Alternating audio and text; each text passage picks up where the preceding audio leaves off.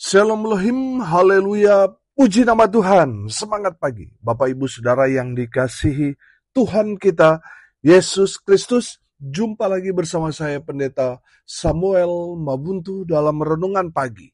Ke-2412 hari, Renungan Pagi ini mengudara. Puji Tuhan. Bapak Ibu Saudara yang dikasihi Tuhan, sebelum kita membaca, mendengarkan, dan merenungkan firman Tuhan hari ini, mari kita berdoa, minta pimpinan Roh Kudus. Kita berdoa. Bapa di surga, berbicaralah kepada kami semua. Pakai firman Tuhan ini untuk menegur kami, menasihati kami, meneguhkan iman percaya kami, dan memberkati kami semua. Di dalam nama Tuhan Yesus yang adalah firman Allah yang hidup, kami berdoa. Amin. Haleluya. Bapak Ibu Saudara yang dikasihi Tuhan, bersama dengan saya kita akan belajar Alkitab dari kitab Kejadian sampai kitab Wahyu. Mari buka Alkitab kita. Injil Lukas pasal 7 ayat 18 sampai ayat 27. Di bawah perikop Yesus dan Yohanes Pembaptis. Demikian firman Tuhan. Ketika Yohanes mendapat kabar tentang segala peristiwa itu dari murid-muridnya, ia memanggil 2 orang dari antaranya dan menyuruh mereka bertanya kepada Tuhan, "Engkaukah yang akan datang itu? Atau haruskah kami menantikan seorang lain?"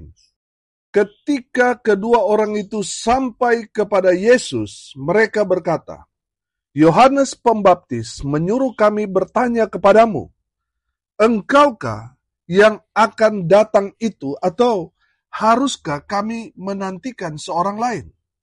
Pada saat itu, Yesus menyembuhkan banyak orang dari segala penyakit dan penderitaan dan dari roh-roh jahat, dan ia mengaruniakan penglihatan kepada banyak orang buta. Dan Yesus menjawab mereka, "Pergilah dan katakanlah kepada Yohanes apa yang kamu lihat dan kamu dengar. Orang buta melihat, orang lumpuh berjalan, orang kusta menjadi tahir, orang tuli mendengar, orang mati dibangkitkan, dan kepada orang miskin diberitakan kabar baik. Dan berbahagialah orang yang tidak menjadi kecewa dan menolak aku." Setelah suruhan Yohanes itu pergi, mulailah Yesus berbicara kepada orang banyak itu tentang Yohanes. "Untuk apakah kamu pergi ke padang gurun? Melihat bulu yang digoyangkan angin kian kemari? Atau untuk apakah kamu pergi? Melihat orang yang berpakaian halus, orang yang berpakaian indah, dan yang hidup mewah, tempatnya di istana raja? Jadi, untuk apakah kamu pergi? Melihat nabi? Benar, dan aku berkata kepadamu, bahkan lebih daripada nabi. Karena tentang dia ada tertulis, lihatlah, aku menyuruh utusanku mendahului engkau. Ia akan mempersiapkan jalanmu di hadapanmu." Amin. Haleluya. Bapak Ibu Saudara yang dikasihi Tuhan, konteks kebenaran firman Tuhan ini ketika Yohanes Pembaptis mengirim 2 muridnya kepada Yesus untuk mempertanyakan siapa sebenarnya Yesus. Saudara perhatikan sekali lagi ayat 19 dan ayat 20.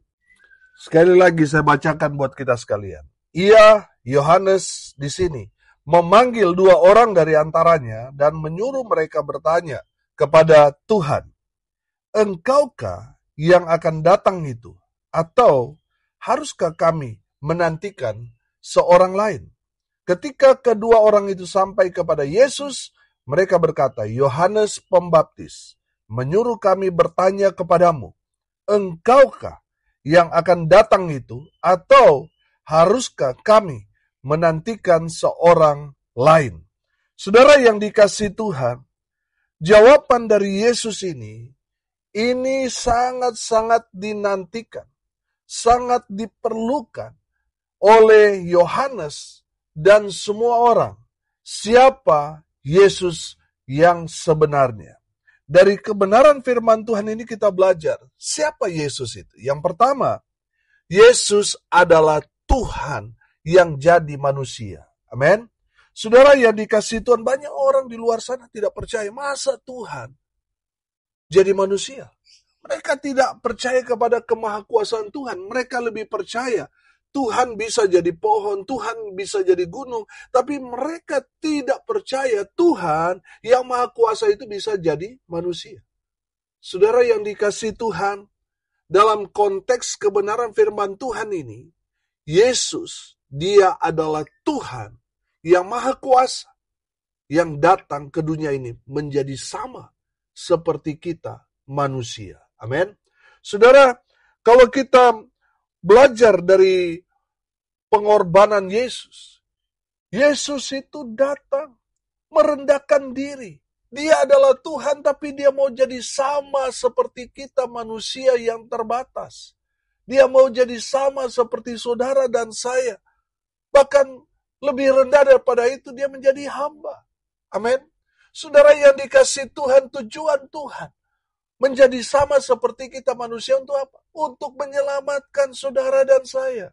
Amin. Karena apa, saudara? Karena keselamatan orang pada saat itu tergantung pada korban yang mereka persembahkan kepada Tuhan. Saudara, saya mau bilang, saudara, seberapa mahal, seberapa banyak pun hewan yang dipersembahkan untuk menjadi pengganti, untuk menebus dosa-dosa manusia, itu tidak akan cukup, saudara. Saudara, Yesus datang untuk menjadi korban keselamatan sekali untuk selama-lamanya. Amin. Tuhan Yesus mati untuk menyelamatkan saudara dan saya, untuk dapat membayar lunas semua hutang dosa. Karena upah dosa adalah maut, makanya Yesus datang menjadi manusia dan mati supaya saudara dan saya selamat. Amin. Saudara yang dikasihi Tuhan, belajar dari kebenaran firman Tuhan ini. Tuhan Yesus secara tidak langsung mau mengatakan kepada murid-murid Yohanes dan kepada kita semua bahwa Yesus adalah Tuhan yang datang ke dalam dunia ini menjadi sama seperti kita manusia untuk menyelamatkan semua orang yang percaya kepadanya. Amin. Haleluya. Siapa Yesus? Yesus adalah Tuhan. Amin. Haleluya. Yang kedua, saudara, siapa Yesus? Yesus adalah penggenapan nubuatan-nubuatan para nabi. Semua nubuatan-nubuatan dari zaman purbakala, dari zaman para nabi. Semuanya itu ditujukan kepada Yesus. Dan Yesus datang sebagai penggenapan semua nubuatan-nubuatan dalam kitab-kitab suci. Amin. Haleluya. Saudara yang dikasihi Tuhan, kalau kita melihat bahwa Tuhan Yesus menjawab kepada utusan Yohanes Pembaptis, saudara perhatikan ayat 22. Dan Yesus menjawab mereka, pergilah dan katakanlah kepada Yohanes apa yang kamu lihat dan kamu dengar. Orang buta melihat, orang lumpuh berjalan, orang kusta menjadi tahir, orang tuli mendengar, orang mati dibangkitkan, dan kepada orang miskin diberitakan kabar baik. Saudara yang dikasihi Tuhan, Tuhan Yesus mau memberikan satu jawaban yang real. Biarlah murid-murid Yohanes melihat sendiri apa yang Yesus perbuat. Bahwa apa yang dilakukan Yesus adalah penggenapan nubuatan para nabi. Contohnya, Yesaya 35. Yesaya 35, ayatnya yang ke-5 dan ayat 6. Perhatikan. Pada waktu itu, mata orang-orang buta akan dicelikan, dan telinga orang-orang tuli akan dibuka. Pada waktu itu, orang lumpuh akan melompat seperti rusa, dan mulut orang bisu akan bersorak-sorai, sebab mata air memancar di padang gurun, dan sungai di padang belantara. Sudah perhatikan, ini nubuatan kepada Yesus Kristus. Dan apa yang dinubuatkan di sini semua tergenapi. Orang buta melihat, orang yang tuli mendengar, orang lumpuh sembuh dipulihkan, orang bisu bisa bicara, dan banyak mujizat yang Tuhan kerjakan sampai orang kusta pun jadi tahir, saudara. Yang mati dibangkitkan dan banyak mujizat demi mujizat. Saudara yang dikasihi Tuhan, perhatikan ayat sebelumnya. Ayat 4 dari Yesaya 35. Katakanlah kepada orang-orang yang tawar hati, kuatkanlah hati, janganlah takut. Lihatlah, Allahmu akan datang dengan pembalasan dan dengan ganjaran. Allah, ia sendiri datang menyelamatkan kamu. Ia sendiri datang untuk menyelamatkan kamu. Barulah ayat 5. Pada waktu itu, mata orang-orang buta akan dicelikan. Dan telinga orang-orang tuli akan dibuka dan seterusnya. Saudara yang dikasihi Tuhan, firman Tuhan ini merujuk bahwa apa yang kalian lihat kepada Yesus, bahwa Yesus melakukan banyak mujizat, dialah Allah yang datang untuk menyelamatkan kamu. Saudara yang dikasihi Tuhan, nubuatan Alkitab ini tergenapi pada Yesus. Amin. Makanya Yesus berkata kepada dua murid Yohanes, apa yang kamu lihat dan apa yang kamu dengar, katakanlah kepada Yohanes. Saudara yang dikasihi Tuhan, Yohanes Pembaptis paham atas semua nubuatan-nubuatan Alkitab. Dan apa yang Yesus sudah perbuat, itu menunjuk bahwa Yesus adalah penggenapan semua nubuatan-nubuatan dalam kitab-kitab suci. Amin. Saudara yang dikasihi Tuhan, kalau kita tahu bahwa Yesus adalah penggenapan semua nubuatan-nubuatan Alkitab, kenapa kita masih ragu kepada Tuhan Yesus? Saudara yang dikasihi Tuhan, percayalah kepada Tuhan Yesus dengan sungguh-sungguh. Bahwa dialah yang dinubuatkan Alkitab ribuan tahun yang lalu. Bahwa dia adalah juru selamat kita. Amin. Saudara yang dikasihi Tuhan, percayalah kepada Yesus. Amin. Percayalah dengan sungguh-sungguh. Jangan setengah-setengah, saudara. Saudara yang dikasihi Tuhan, kepercayaan kita kepada Tuhan itulah yang menyelamatkan kita. Amin. Percayalah sungguh-sungguh. Banyak orang pada zaman itu sudah melihat banyak mujizat, tapi sayang mereka tidak percaya Yesus. Ini menjadi masalah. Makanya firman Tuhan ini katakan, dalam kebenaran firman Tuhan ini, saudara perhatikan, dan berbahagialah orang yang tidak menjadi kecewa dan menolak aku. Amin. Saudara percayalah kepada Tuhan Yesus sungguh-sungguh. Jangan setengah-setengah lagi. Tapi percayalah dengan segenap hatimu. Amin. Haleluya. Bahwa dia adalah penggenapan atas semua janji-janji dalam kitab-kitab suci. Saudara yang dikasihi Tuhan, Tuhan Yesus datang ke dunia ini untuk menyelamatkan saudara dan saya. Percayalah kepada Tuhan Yesus bahwa semua yang dikatakan dalam kitab suci, semuanya menunjuk kepada Yesus Kristus Tuhan. Percaya Yesus, pasti selamat. Yang ketiga, dari kebenaran firman Tuhan ini kita belajar siapa Yesus. Yesus adalah Mesias. Amin. Yesus adalah Raja di atas segala raja. Amin. Haleluya. Makanya dia datang ke dalam dunia. Dia mengajarkan ajaran-ajaran kerajaan surga. Amin. Saudara yang dikasihi Tuhan, kita harus menempatkan posisi bahwa kita adalah anak-anak raja. Nanti satu hari, nanti kita akan memerintah bersama dengan Yesus, Raja di atas segala raja. Amin. Bapak Ibu Saudara yang dikasihi Tuhan, percayalah bahwa Yesus adalah Raja yang datang ke dalam dunia ini. Kalau boleh saya pakai bahasa, dia menyamar menjadi sama seperti kita. Amin. Untuk apa, saudara? untuk mencari orang-orang yang sungguh-sungguh hati. Satu hari nanti, dia akan datang menjadi raja yang memerintah segalanya. Alam semesta, surga dan bumi akan menyembah dia. Dan kita semua, anak-anak raja, akan turut memerintah bersama dengan Yesus Kristus Tuhan, Raja di atas segala raja. Haleluya. Bapak Ibu Saudara yang dikasihi Tuhan, Tuhan datang ke dalam dunia, dia mengajarkan kepada kita tentang ajaran-ajaran kerajaan surga. Tuhan Yesus mengajarkan kita untuk mengasihi musuh kita, berdoalah kepada mereka. Saudara, itu ajaran surga. Amin.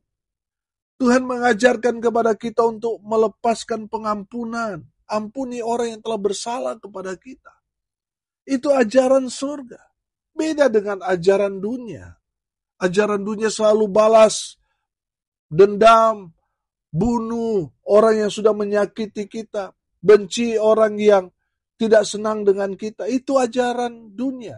Ajaran surga belum mengajarkan kepada kita untuk mengasihi, untuk mengampuni. Amin. Ajaran surga mengajarkan kepada kita untuk mencari harta surga, bukan harta di dunia.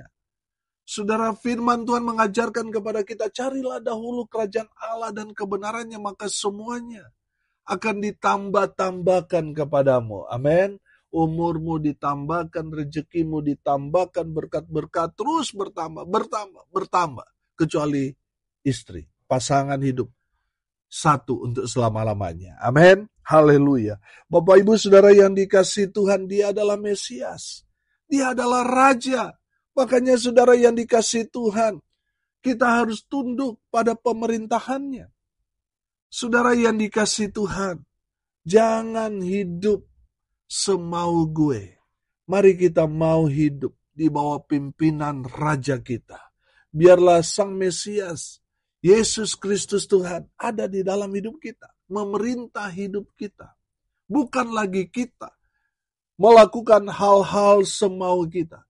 Tapi yang kita lakukan adalah kehendak Raja di atas segala raja. Yesus Kristus adalah Mesias. Dia adalah Raja yang datang ke dunia ini untuk memerintah kita semua. Bapak Ibu Saudara yang dikasihi Tuhan, Yesus adalah Mesias. Firman Tuhan ini mengajarkan kepada kita hari ini. Yang pertama, Yesus adalah Tuhan. Sudah perhatikan, di ayat 26 berkata begini, jadi untuk apakah kamu pergi melihat nabi? Benar, dan aku berkata kepadamu, bahkan lebih daripada apa? Lebih daripada nabi. Artinya Yesus, dia adalah Tuhan. Amin.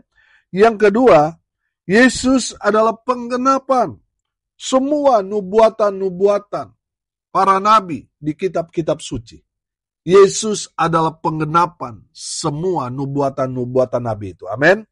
Yang ketiga, kita belajar bahwa Yesus adalah Mesias. Dialah Raja di atas segala raja. Dan izinkanlah Raja di atas segala raja itu memerintah dalam kehidupan. Sehingga kita tidak melakukan apa yang kita mau. Yang kita lakukan apa yang menjadi maunya Tuhan, kehendak Tuhan, keinginan Tuhan dalam kehidupan kita. Itu yang kita lakukan. Amin. Mari kita berdoa. Terima kasih Bapa di surga, sudah berbicara kepada kami semua melalui kebenaran firman-Mu. Berkati semua pendengar dimanapun mereka berada.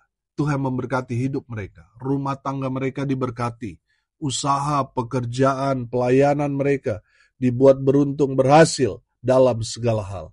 Mereka yang sakit Tuhan sembuhkan. Mereka yang lemah Tuhan kuatkan, hibur mereka yang berduka cita. Dan mereka yang hari ini berulang tahun, Tuhan Yesus memberkati mereka. Hamba berdoa biarlah berkat Tuhan dari surga turun, memenuhi semua pendengar. Bapak Ibu Saudara yang dikasihi Tuhan, arahkanlah hatimu kepada Tuhan dan terimalah berkat dari Tuhan Yesus. Tuhan memberkati engkau dan melindungi engkau. Tuhan menyinari engkau dengan wajah-Nya dan memberi engkau kasih karunia. Tuhan menghadapkan wajah-Nya kepadamu dan memberi engkau damai sejahtera. Di dalam nama Tuhan Yesus, sumber segala berkat. Bapak Ibu Saudara yang percaya, diberkati Tuhan, katakan amin. Puji Tuhan. Bapak Ibu Saudara yang dikasihi Tuhan, kalau saudara merasa diberkati melalui renungan pagi ini, bagikan juga kepada saudara-saudara yang lain supaya mereka juga diberkati. Karena untuk itulah kita dipanggil untuk jadi berkat. Salam kasih dari Bali. Saya Pendeta Samuel Mabuntu. Sampai jumpa besok pagi. Tuhan Yesus memberkati kita semua. Haleluya.